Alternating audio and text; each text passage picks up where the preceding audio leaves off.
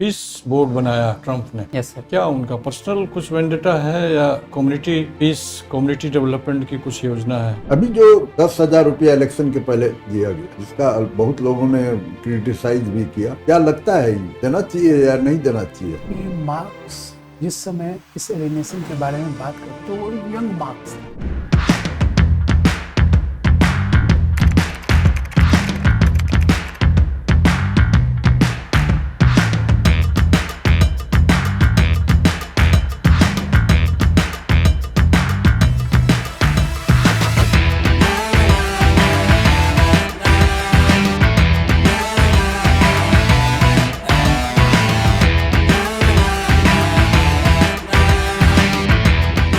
Good afternoon sir. बैठ जाइए। Good afternoon. Thank you sir. Latifur Rahman साहब हैं। लुत्फुर रहमान। Yes sir. क्या बात, लुत्फुर, यस लुत्फुर ना? Yes sir. अच्छा, एक लतीफुर भी होता, एक यहाँ स्पीकर हुआ करते थे लतीफुर रहमान साहब, बिहार में, कटिहार से आए हैं ना? जी सर।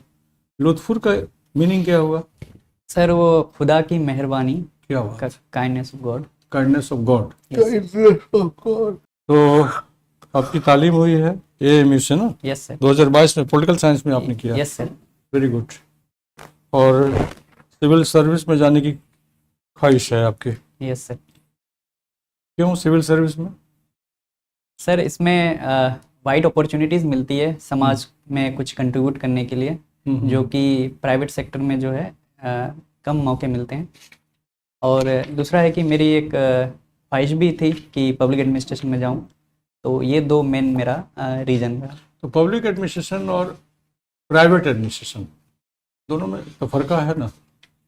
यस फर्क है ना कुछ? यस थोड़ा बताइए दोनों में क्या क्या है, बेसिक डिफरेंस क्या है? सर, प्राइवेट सेक्टर में एक प्रॉफिट ओरिएंटेड ही ज़्यादातर उसका काम रहता है, और पब्लिक सेक्टर में जो है सोशल सेक्टर को जो है ज़्यादा ध्यान रखा जाता है, तो सोशल सर्विस की तरफ उसका ज़्यादा रुझान रहता है।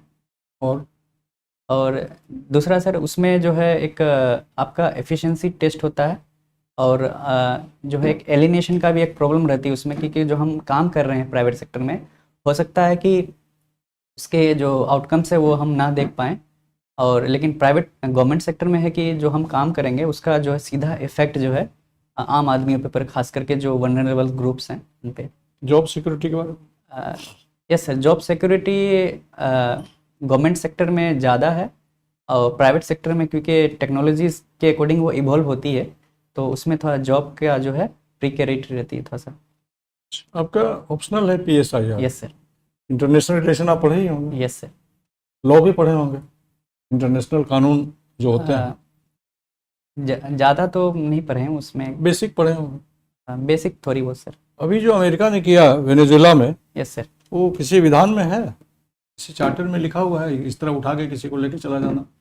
सर ये जैसे UN की जो चार्टर है, आर्टिकल 2 है उसका सॉवरेनिटी की बात करता है स्टेट की, तो उनके खिलाफ है। लेकिन USA बोल रहा है कि जो उसी चार्टर का जो 51 आर्टिकल है जिसमें सेल्फ डिफेंस की बात करता है, तो वो उसके थ्रू जो है जस्टिफाई कर रहा है, क्योंकि उस अकॉर्डिंग जो है USA का, क्योंकि वो नार्को टेररिज्म को प्रमोट कर रहा था, USA में जो उसकी जो आबादी है उसको परेशानी हो रही थी, उसके बेसिस पे जो है USA को अपना पक्ष UNO में जो चार्टर में लिखा हुआ है सेल्फ डिफेंस का, उसको प्रेजेंट करना चाहिए था कि सीधे आप कार्रवाई कर दीजिएगा। यस सर, अगर रूल्स को फॉलो किया जाए तो उसको पहले UNSC में जो है ये उसके वेनेजुएला के खिलाफ जो है पहले जो मीटिंग्स होनी चाहिए थी, सब चीज़ होनी चाहिए थी, लेकिन उनका कुछ नहीं किया, यूनिलेटरली जो है। तो वर्ल्ड कम्युनिटी ने कोई रिएक्शन नहीं दिया इस पर, US के इस एक्टिविटीज़ पर, तो हमारा वर्ल्ड पीस कहाँ जा रहा है आज? सर अगर हम इंस्टीट्यूशन का यूज़ ना करें कहीं भी स्टेबिलिटी इस्टेब्लिश करने के लिए, तो जो है इनस्टेबिलिटी की तरफ ये जो है क्रिएट कर देता है। जैसे अगर देखा जाए कहीं पे भी, जैसे यूक्रेन का भी अगर केस देखा जाए, तो UNSC को बाईपास कर दिया जा रहा है, या जैसे सूडान का भी जो अभी केसेस है उसको भी बाईपास किया जाए, डिजॉल्व कर दिया जाए संस्था को, जैसे लीग ऑफ नेशन को डिजॉल्व कर दिया गया था, इसको डिजॉल्व करके कोई नई संस्था बनाई जाए। सर अगर डिजॉल्व करेंगे फिर भी हमें एक नया बनाना ही है, तो उससे बेहतर है कि हम उसको रिफॉर्म्स की तरफ जो है ज़्यादा करें। उसको डेमोक्रेटिक डेफिसिट है इस ऑर्गेनाइजेशन में। रिफॉर्म का कुछ बता दीजिए उपाय, कैसे रिफॉर्म का ये है कि जो मेन इशू ये है कि यूएसए की फाइनेंशियल बैकिंग उस पर लगभग 26% के अराउंड है, और दूसरे जो देश कंट्रीज है उसके बहुत कम है। तो उसकी फाइनेंशियल अगर इंडिपेंडेंट दे दिया जाए उनको, फाइनेंशियल इंडिपेंडेंस, तो वो अच्छे से वर्क कर सकती है। और दूसरा सर, उनके जो ऑर्गेनाइजेशंस है वो ग्लोबल साउथ में नहीं है, बस एक यूनाइटेड नेशन इन्वायरमेंट प्रोग्राम्स है जो नैरोबी में है, उसके ऑर्गेनाइजेशन और भी जो ग्लोबल साउथ में होनी चाहिए, क्योंकि आबादी यहाँ पे ज़्यादा है लेकिन उसका रिप्रेजेंटेशन नहीं कोई है। भी रिफॉर्म को ये जो वीटो पावर की शक्तियां हैं यस सर। वो होने देगा सक्सेस? अगर पिछला 75 साल देखा जाए तो वो सक्सेस की तरफ नहीं, क्योंकि एक बार पावर आने के बाद वो उसको डाइल्यूट नहीं करना चाहता है कोई भी पावर। पीस बोर्ड बनाया ट्रंप ने, यस सर। क्या उनका पर्सनल कुछ वेंडेटा है या कम्युनिटी पीस, कम्युनिटी डेवलपमेंट की कुछ योजना है? उसका जो स्ट्रक्चर देखा जाए तो वो अपने ही आदमियों को जो उस बोर्ड में रखा है, तो उससे लग रहा है कि वो यूएन को जो है बाईपास करना चाह रहा है, और अपने जो उसके यूनिलैटरल एक्शंस है उसको वो जस्टिफाई करने के ये लिए। अधिकार उनको कहाँ से मिला ये पीस बोर्ड बनाने का? किसी ने अधिकार दिया? यूएन सर, चार्टर कहीं किसी सेक्शन में कहता है किस तरह का बना सकता है? नहीं सर, ये कहीं नहीं है, लेकिन क्योंकि यूएसए एक सुपर पावर है तो वो अपने हिसाब से जो इंडिया को शामिल होना चाहिए कि नहीं? इंडिया को सर, क्योंकि मेजर यूरोपियन पावर या जो अदर परमानेंट पावर्स हैं वो उसके हिस्सा नहीं हुआ है, तो अभी हम वाचिंग मोड में है। और तो कौन बड़ी महाशक्तियां उसमें शामिल नहीं हुई है या शामिल नहीं होने की संभावना है? जैसे उसमें यूके भी नहीं शामिल हुई है, उसमें जो है फ्रांस भी नहीं हुई है, रशिया भी नहीं है, चाइना भी नहीं है। चलिए, तो खेल खत्म हो गया ट्रम्प बाबा का। जैसे जहाँ तक वो अपना यूनिलैटरल एक्शन है वो लेंगे। Thank you. बिहार की कुछ योजनाओं का नाम बताइए, इंपॉर्टेंट योजनाएं जो आपको बहुत अच्छा लगता हो। सर, वुमेन एम्पावरमेंट, खास करके जो एजुकेशन एम्पावरमेंट है वुमेन की, उससे रिलेटेड बहुत एक अच्छी है मुख्यमंत्री कन्या उत्थान योजना। क्या है ये? Details Yes. बताइए इसके बारे में। Yes sir. इसमें जो है फीमेल्स को खास करके बचपन से लेकर के उसकी ग्रेजुएशन तक उसके फाइनेंशियल इंसेंटिव दिए जाते हैं, जो टोटल 94,100 रुपीज़ होते हैं। किस किस स्टेज पर कितने दिए जाते हैं? सर, मुझे क्लास 12 और ग्रेजुएशन का मालूम है। 25,000 क्लास 12 पास करने से अगर ये तो एकदम हाई लेवल पर चले गए, जब एकदम फॉग एंड पर है वो तब गए। Yes, शुरू sir. से बताइए। सर, अभी याद नहीं आ रहा। नहीं याद आ। चलिए ठीक है। और ऊपर क्या है कि और ग्रेजुएशन में 50,000 है, अगर वो मैरिड या अनमेरिड दोनों को मिलेगा, लेकिन 12 में बस अनमेरिड को मिलता है। ग्रेजुएशन में दोनों को मिलता है? जी जी। श्योर है आप? Yes sir. देख लीजिए। चलिए, अच्छी बात है। और कोई है? और सर, अभी एक सीएम मुख्यमंत्री प्रतिज्ञा आई है जिसमें इंटर्नशिप की बात कही गई है। 1 लाख जो है बच्चों को जो है इंटर्नशिप दिया जाएगा। तो इसमें है कि जो आईटीआई किया है या डिप्लोमा किया है उसको 4,000 पर मंथ दिया जाएगा, और अगर वो ग्रेजुएशन है तो 5,000 दिया, 12 है तो 4,000, और अगर ग्रेजुएशन है तो 5,000 तक का। कितने दिनों तक? सर, ये इंटर्नशिप पीरियड ये एक्यूरेट याद नहीं है सर। अभी जो 10,000 रुपया इलेक्शन के पहले दिया गया, यस सर। जिसका बहुत लोगों ने क्रिटिसाइज भी किया, क्या लगता है ये देना चाहिए या नहीं देना चाहिए? आपकी क्या राय है इस पर? ये एक मॉनेटरी इंसेंटिव भी है, जो अगर देखा जाए तो फ्री वाइज बहुत इसका लगता है कि ये फ्री वाइज है, लेकिन अगर डाउन ट्रोडन सेक्शंस को अगर मिल रहा है, खास करके जो औरतें हैं वो खास करके बिहार में फ्री जो है। वाइज किसको कहते हैं? सर, फ्री वाइज वो जिसका कोई यूटिलिटीज ना हो ह्यूमन रिसोर्स utility डेवलपमेंट के नहीं लिए। है। सर, इसका यूटिलिटी है, खास करके अगर क्योंकि बहुत सारी औरतें बिहार में जो माइक्रो लोन से उससे उसमें डेप्ट में चले गई है, तो एक वन टाइम उनको बेनिफिट मिला इससे बाहर निकलने के लिए। हालांकि इसका ऑब्जेक्टिव था कि एक सेल्फ एम्प्लॉयमेंट की तरफ, लेकिन ये डेप्ट में चला गया ज़्यादातर, तो इसका यूटिलाइजेशन जो है जो ऑब्जेक्टिव था वो नहीं हो पाया। नहीं हो पाया। रिपोर्ट्स जो है मतलब ये था कॉन्फ्लिक्टिंग दे रहा है, कहीं बोल रहा है ज़्यादातर कि ये डेप्ट रीफाइनेंसिंग में चला गया, और कहीं जो है मतलब सक्सेस अभी, क्योंकि 2 लाख तक की बात कही गई, तो 10,000 में तो बिजनेस स्टेब्लिश करना मुश्किल है। तो अच्छा, एनआरसी क्या है? Yes sir. एनआरसी आइडिया है? यस सर, पढ़े फुल फॉर्म अभी क्या कहते हैं उसको? National national register of citizen. ये असम में सुप्रीम कोर्ट के द्वारा करवाई गई थी, जिसमें अराउंड लगभग 19 लाख जो है उसमें जो आउट हो गए। तो इनका मुख्यतः रीज़न ये था कि जो बांग्लादेशी जो असम में बस गए थे, खास करके जो 23 मार्च 1971 के बाद उनको आउट करने के लिए था।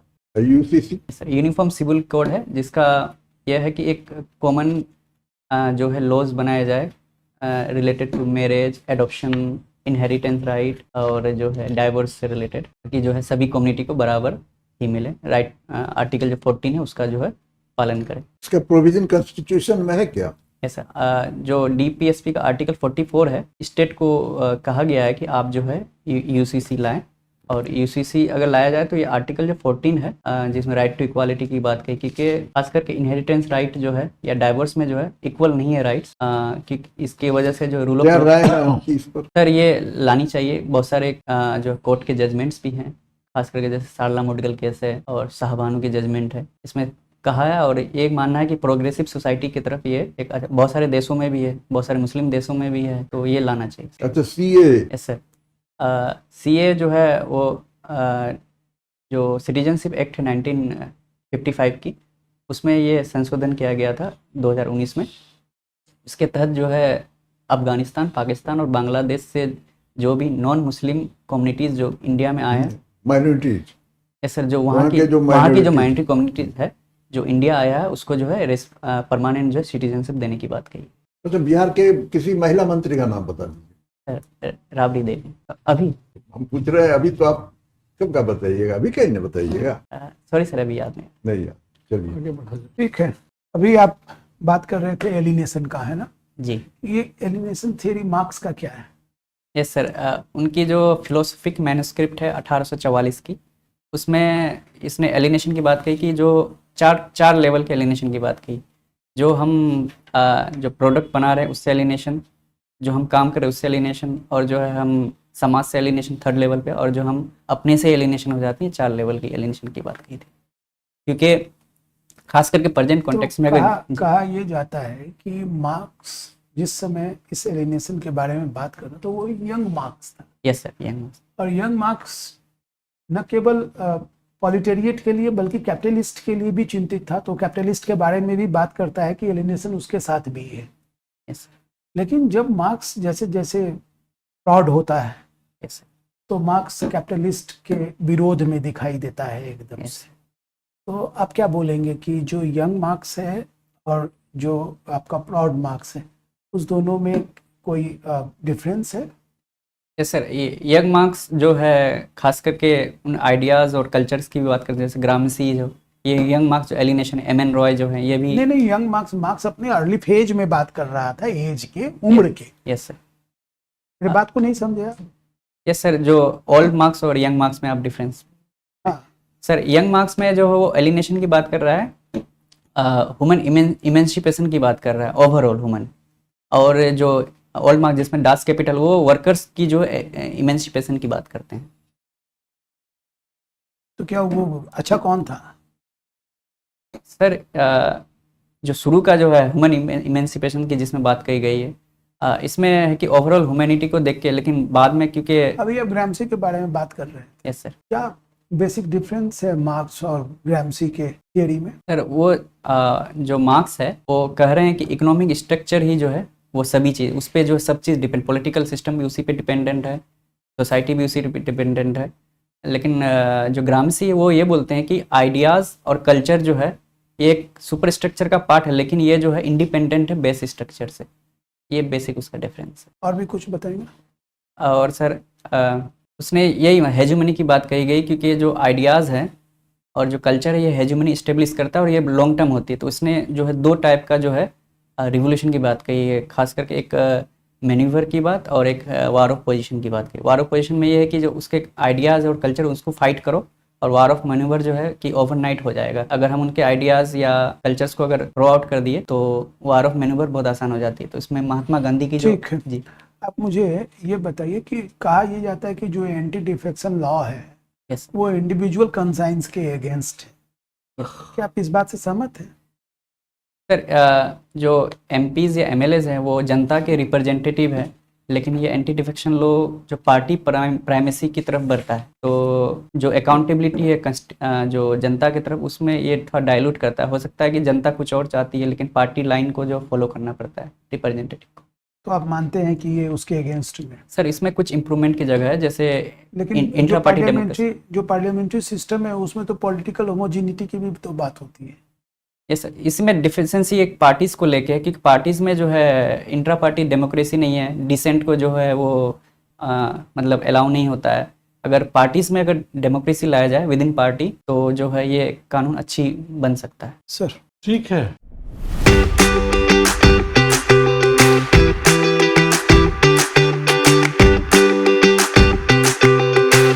लुत्फुर रहमान जी, यस सर, आपकी तालीम तो गजब की है, बहुत बढ़िया है। Thank you sir. आपने क्वेश्चन जो भी पूछे गए उसका आंसर आपने बहुत मज़े से और बहुत टू द पॉइंट बताया, इसलिए आपका सक्सेस रेट तो बिल्कुल आसमान छूलेगा, ऐसा हम लोगों को विश्वास ऐसा हम लोगों को विश्वास है। और सभी सवालों का आपने जवाब दिया, कहीं कहीं थोड़ी बहुत जो रुकावट या डाइवर्सन हुआ उसको ठीक कर लीजिएगा। यस सर, न्यूज़पेपर डेली पढ़िएगा बिहार sir. की सभी स्कीम्स के बारे में, यस और कैबिनेट के बारे में जरूर जान लीजिए। राहुल sir. देवी का आपने नाम यस सर, ले लिया। मिनिस्ट्री जैसे सेंटर में हम अभी जो वुमेन मिनिस्टर के बाद पूरी मिनिस्ट्री का लिस्ट देख Yes, लीजिए, yes. कौन सा डिपार्टमेंट किनको दिया हुआ है। Yes. राहुल देवी मुख्यमंत्री, पूछा जा रहा था मंत्री कौन है। सर आपने मुझे कहा- चीफ मिनिस्टर याद आया कि सर चीफ मिनिस्टर, फिर बाद में आती मिनिस्टर इसलिए- पूछ रहे हैं। इसलिए बहुत ध्यान से सुनना Yes, चाहिए कि yes. क्या पूछा जा रहा है। यस सर, ध्यान से सुनेंगे तो ध्यान से उसका जवाब Yes. देंगे, ये इंपॉर्टेंट चीज यस है ना। कभी कभी ऐसे गफलत से ना फिर किए दिए पर पानी फिर जाता है, यस सर, तो ऐसी गलती वहाँ करने की जरूरत Yes, नहीं है। आपमें कॉन्फिडेंस है, एक्सप्रेशन है, बॉडी लैंग्वेज सब बढ़िया है, सब यस कोई उसमें दिक्कत नहीं है। तो कोई सवाल आपका हो तो, ड्रेस तो आपके बिल्कुल सही है इंटरव्यू के लिए, ठीक है। सवाल इसको- वही कि इंग्लिश में कुछ कुछ वर्ड्स ज़्यादा आ जाए। कोई दिक्कत नहीं, आने दीजिए ना, आने दीजिए, स्वाभाविक है वो। जो आ रहे हैं ना जी उसको रोकिए मत, कुदरती है वो। उसके बारे में सोचो मत कीजिए, बहुत अच्छा था सब। जी। आने दीजिए, कोई समस्या उससे नहीं है। Any question?